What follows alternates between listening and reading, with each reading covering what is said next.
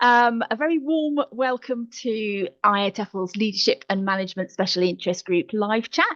So my name's Lucy Cottrell, and today we're talking to Mike Riley. So Mike, thank you so much for giving up your time to talk to us today. You've got extensive experience of leadership, and I know that I certainly learned a lot from you when I was new to management. But for those who don't know you, can you just tell us a little bit about yourself? Yeah, I think by extensive you mean I'm quite old, don't you, Lucy? But that's it's a very No. nice way of saying it. Thank you. Yeah, hi everyone, and thanks a lot for inviting me to speak to you today. It's a real pleasure. Yeah, so I'm Mike, and I'm Deputy Director at NILE. We're an institution that specializes in teacher training, teacher development. We're based here in a very cold Norwich today. It's great, Lucy. We get to work with teachers from all around the world, pre-primary, primary, secondary, and beyond, and at every stage of their career. So it's a lot of fun. My role is a management role, so I pretty much do a bit of everything. So there's some line management involved there. So I support about 7 or 8 team members. Interestingly, they are all academic managers themselves, so it's kind of a sort of managing the managers role, which is interesting. Making sure that all of our the teachers we work with get the best possible experience. So there's lots of project management. I get to do some business development as well. And occasionally I even get back into the classroom and do some teaching and some training. So yeah, so it's a great place to work, a great amount of variety. There's never a dull moment. But maybe I should say just before that, I worked for Macmillan Education. So I worked as the teacher training manager there. And prior to that, I spent 15 very happy years in Italy, where most of that time I was working for International House as a teacher, director of studies, trainer, director, and where I got the pleasure to meet you on many occasions at ISD conferences and International House conferences. And obviously, because I haven't got enough to do, in the last few years, I've also been on the LAMSIG committee. So currently supporting the LAMSIG events. Excellent. So I think that is pretty extensive experience, Mike, but excellent. Thank you so much. So, as usual, we're going to ask you 3 questions Yeah, about leadership and management, and I'm sure this will help anybody watching. Um, so, how did you get into leadership? that's a good question. I guess, like many people, it was really a case of being in the right place at the right time. I was working as a teacher at International House Milan. I That was my second job in Milan. I hadn't been there that long, and then the director of studies role became vacant, and the director, Siglinda, took a leap of faith and encouraged me to apply for the position. And I think quite possibly to the shock of all the other teachers who were working there, I got the job. So, within a couple of years of working for IH, I'd become director of studies, and I think I'll always be grateful to Siglinda and Claudio, her husband, for taking a bet on me back all those years ago. I mean, it was interesting. I followed the conversation Paul had with Martina last time, and it is, as Martina says, there's a lot of those skills we have as teachers that we can take into a management role. I mean, fingers crossed, we're, we are people, but it's a very different role as well. And as Martina hinted at, there's the all of those things that we don't have to worry about so much as a teacher in terms of time management, in terms of financial management, business strategy, the human resources side. And I don't think I'd really had any training in any of those areas. So I think as most of us know, you really are thrown in at the deep end. I think, and there are other challenges as well. I mean, that it's quite a change within an institution when you get promoted and suddenly you realize that some of your colleagues don't quite know how to approach you anymore because the perception is that you've changed in some way because your role has changed, and suddenly you find yourself where perhaps earlier you could be the person in the teacher's room going, "Oh, this is rubbish, and I don't like that," and suddenly you've got to do something about it, which is a different proposition. Um, and I think the thing that I realized pretty quickly was, nobody says to you, okay, you're now the new manager, take 3 months off, do some courses, come back when you're ready. So you're learning to deal with all of those things as you're doing them. And as we all know, schools, educational institutions, they're very busy, demanding places. So, yes, I remember that first year very well. Perhaps not with a lot of pride, but I remember it very well. I guess I had one advantage in that I had worked as a manager in a previous life. So before I got into education, I'd worked as a sales manager. Ah, So yeah, I think some of the skills I learned then helped me survive that first sort of 12 to 18 months. yeah, that's good because it is kind of hard, isn't it, that transition from being a teacher to being a manager, and especially when you're managing the people you who were previously Yeah, your colleagues on the same level. yeah. And I mean, thinking back to when you first went into leadership, what Mhm. advice would you give, knowing what you know now, what advice would you give to your pre-leader self? Don't do it. No, no, that's not true. I'm not blaming the management role for the fact that most of my hair has turned white. Um, oh gosh, there's so many tips that I would share with my younger self. And even now, I still think every year I'm learning. I still feel like I'm learning how to do the job.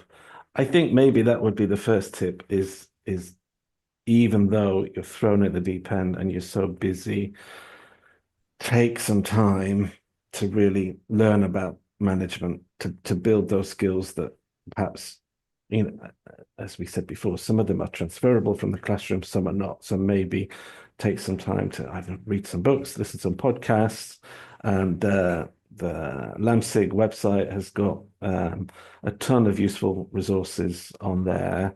And really importantly, connect to other managers. It can be a really lonely position, and I know I think it was an advantage for me to work for an organization like International House, where there was a really positive community of academic managers around the world supporting each other, and I know that's what LAMSIG tries to do as well, so that you don't need to feel alone, especially as a new manager. There are plenty of people who can give you tips and advice. But I think it's important to address that almost from day one. Don't think, okay, I'll look at it some vague point in the future.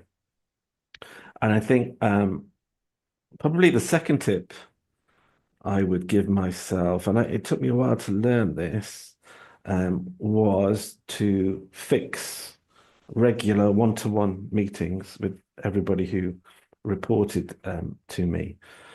Um, I think Martina in the last conversation made that point that, you know, yes, you're the leader, you're the manager, but it's not about you. It is all about the other people. And I got the advice, and I don't even remember now where I got the advice from to actually fix in regular meetings with each individual.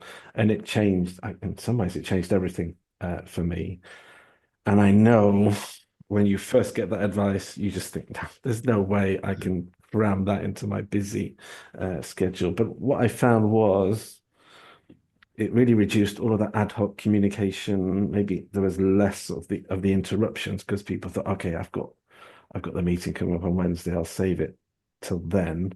But I was also able to build that personal rapport with each person, and you just had this continuing conversation about their courses, about their development, about so rather than just parachuting in at the end of the year on annual appraisal day, it was a constant thing. I mean, if I'd had the time, I think I would have done it every week, but I think I managed it sort of monthly. So that, yeah, I think that would have been a help earlier in my career. And I guess the third thing I would say is, and this took me a long time to learn, and perhaps still struggling with it, is you've got to learn to switch off. It is, and at times it can be an incredibly stressful job. We can put a lot of pressure on ourselves to feel that, we have to do everything perfectly. We will never, ever get to the end of the to-do list. The emails will never stop. You will never be able to make everybody happy, unfortunately.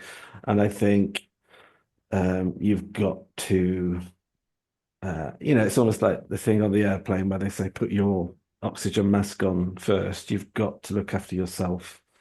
Otherwise, it can really damage your well-being. So that would be the third bit of advice I would give a younger me. Maybe my hair would still be a beautiful brown color if I'd listened. That's such great advice, Mike. Thank you. Because I think, and also, I mean, I have to say, when I remember you speaking about the individual meetings in one of the first talks that I attended of yours when I was a very Yeah. new manager, and yeah, it absolutely made such a difference. It really did, to the way that you connect with your team, Yeah. and that they don't feel like they're interrupting you because you have that dedicated time. Yeah, I think it's worth. I mean, we're always, as managers, we're always making decisions. We can't do everything, so it's where do we invest our time? And I think it's worth that investment of time. But certainly in the long run, it pays off for sure. Well, it did, and it does for me. Yeah. Excellent. So, you mentioned earlier about how, that the first year, especially of managing, is always quite challenging. Can you tell us And the about? 21st, but anyway, no. Well, yeah, true. So can you tell us about a problem that you've had as a leader, and how you dealt with it? Never had any problems. No. It's an interesting, yeah. How long have we got? It's an interesting word, isn't it? I mean, uh, if we didn't have any problems, we wouldn't need any managers, would we? So I think we have to kind of embrace problems. Maybe what I can think about is something, not really something that went wrong, but I can talk about one of the first projects I had to manage when I arrived here at NILE. So this was a project that we did in partnership with the British Council in Tunisia, and we had to provide remote teacher training to I think it was over 4,000 primary teachers across Tunisia. So this meant I guess for a period of about 3 months, we had live sessions from Monday to Friday, cohorts of 20 teachers. So we had probably had about 20 cohorts running each week, all through Zoom. Many of the participants struggled with connectivity. And so somehow, I was presented with, here's our new project. And somehow I had to sort of manage this beast of a thing with putting together, I guess it was a training team of close to 40 teacher trainers, all of the, as we know, the things that can go wrong with teaching remotely and managing a partnership.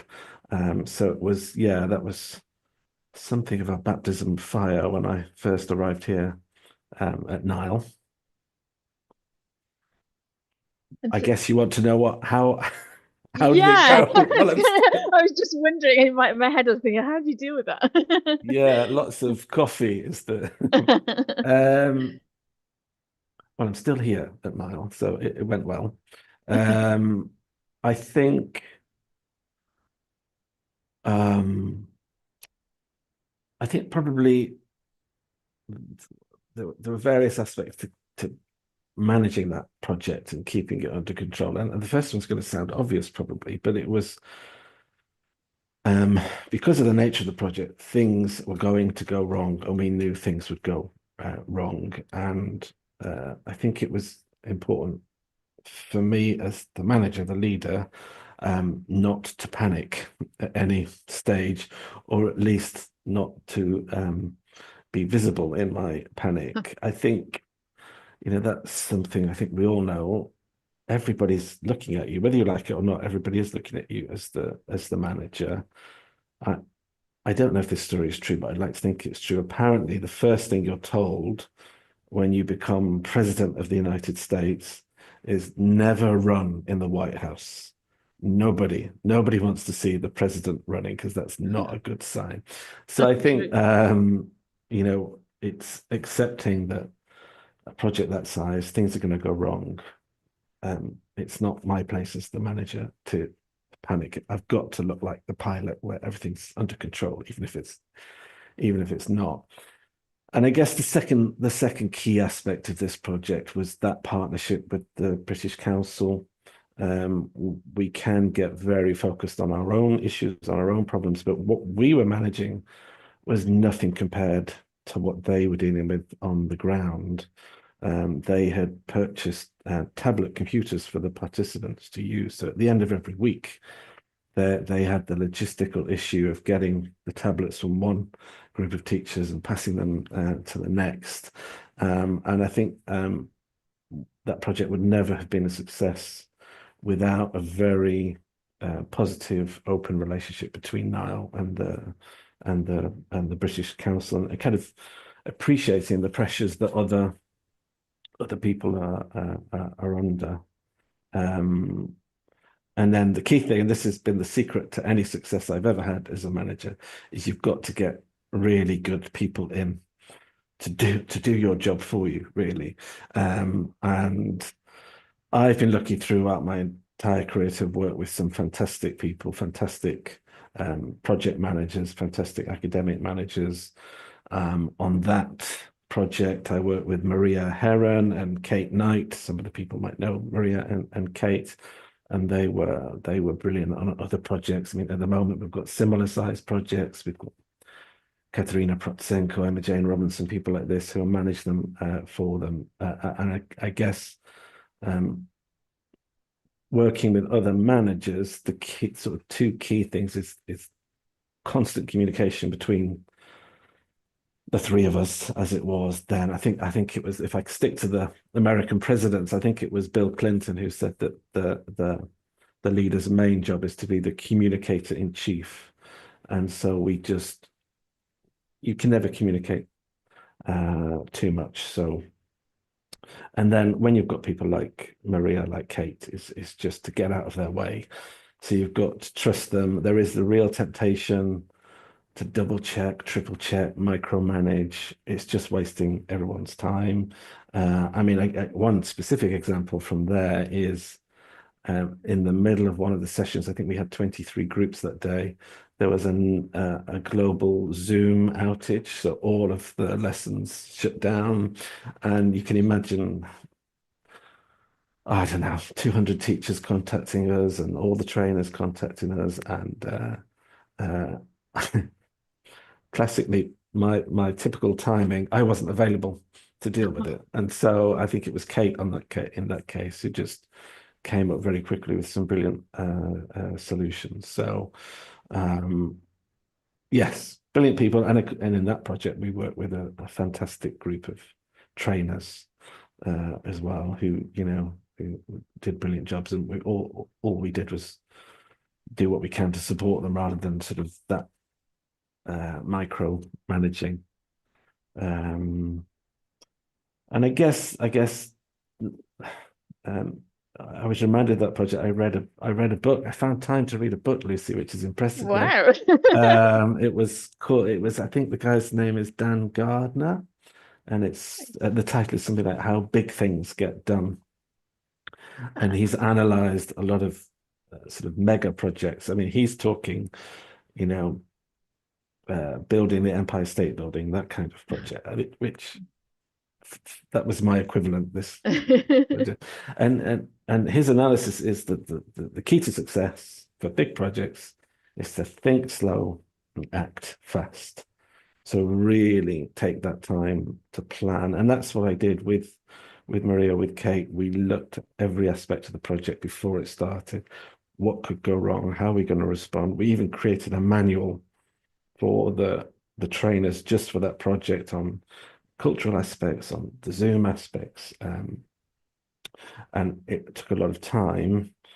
But then once the project kicked off, we were able to respond quickly. We were able to act fast and resolve things. I think sometimes we feel as managers, oh, that's not cool. I'm bright, I'm smart, I can come up with a solution.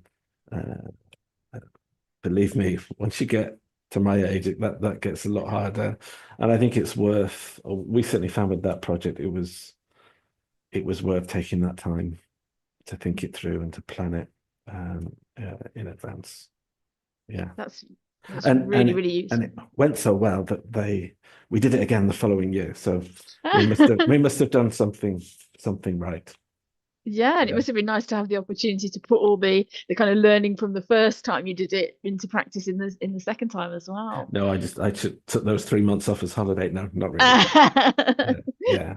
And just and by doing all of that work, you know, everyone was then able to just to enjoy working with this amazing group of teachers. They were just so dedicated and so much fun to work with. And yeah, it's a great project. So I don't know. Would we class that as a problem?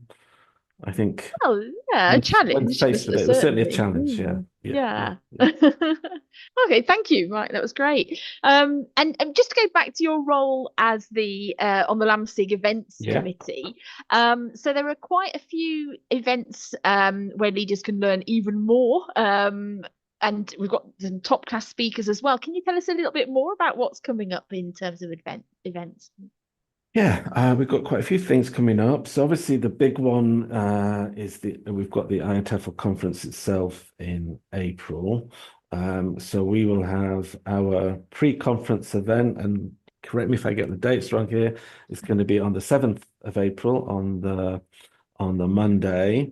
And the whole theme of that day is facing your management fears.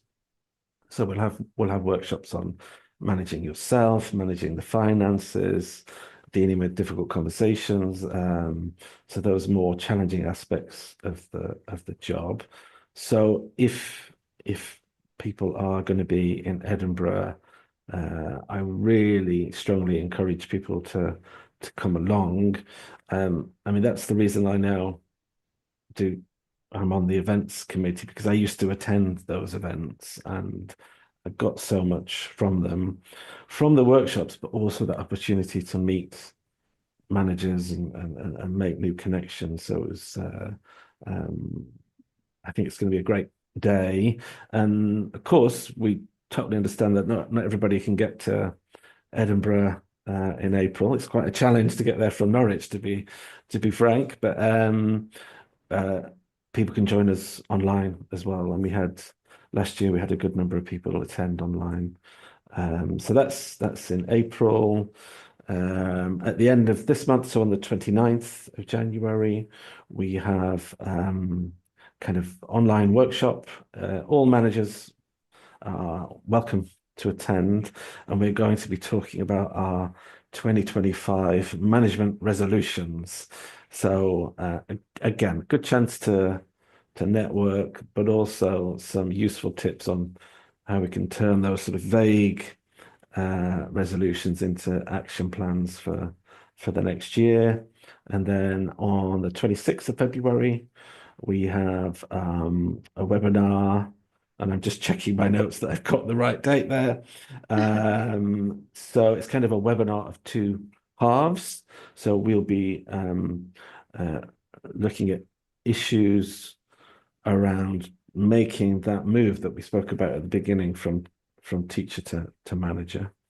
And then the second half, we'll be looking at some of the common issues, problems, challenges that we deal with as ELT managers. So that again is open to everybody. And then in March, we'll be following up with a kind of, we call it a water cooler. So that's only for LAMSIG members, but it's a chance to discuss anything that's come up in that February session. So lots already in the pipeline, and plenty of ideas for events after IATEFL.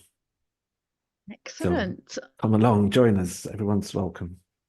Yeah, they are so useful, aren't they? I know I've learned a lot from all of the LAMSIG Yeah. events and the PCEs as well. Okay, so Mike, thank you so much for your time. It has been, as always, really, really useful speaking to you. So you've shared a lot of really valuable insights. I know it's going to help me, and I'm sure it will help the people watching this as well.